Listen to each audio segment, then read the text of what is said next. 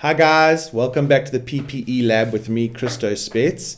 So today I would like to talk to you about microfiber synthetic leather. Recently I did a review on the Rebel high top safety boot, and the top of the boot, the upper, is made from microfiber synthetic leather.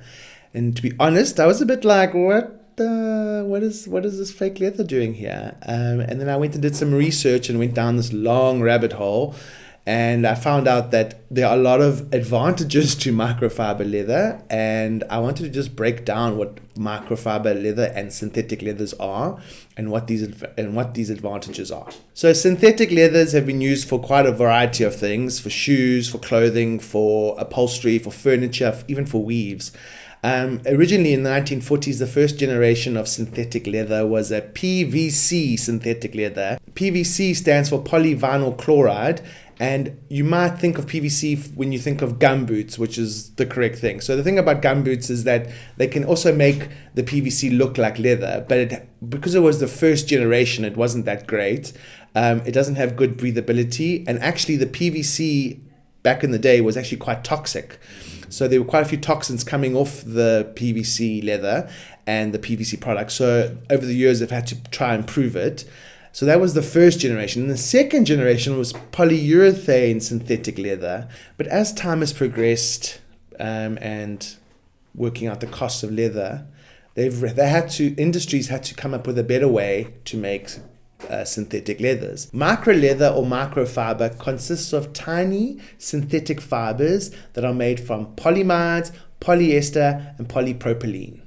They're super fine, and they're more fine than human hair, so they work well. And what they do is they take this and they weave it together, and they create this really tight woven leather-like material, and then they cover it with a polyurethane to fill in the gaps and to make it strong. So microfiber leather is made from polyester, polyamides, and polypropylene.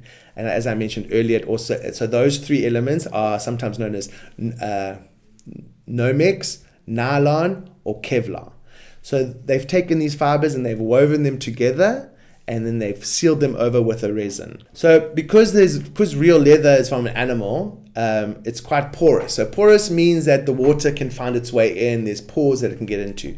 So the thing about leather is that because it's not great with water, you got to be careful with that. Whereas the microfiber is actually excellent with water and actually is water resistant. They even say on some of the websites that you can put the microfiber in the washing machine.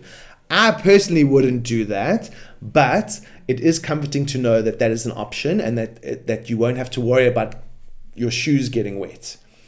Another thing about the leather is that if you wear leather shoes for a long time and your feet are sweating a lot, that can form bacteria and can make your shoes smell quite bad.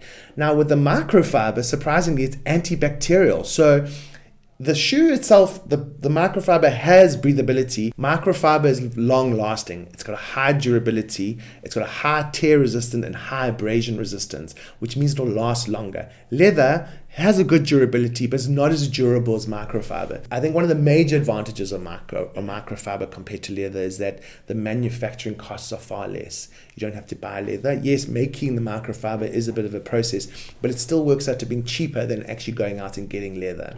Guys, thank you so much for watching my review. I hope you enjoyed it and I hope you learned something. If you did enjoy it, please press like. If you'd like to stay up to date, please subscribe. If you'd like to know more about a specific product, you can leave it in the comments. Otherwise, I'm Christo Spets, your safety guy, reviewing safety step by step.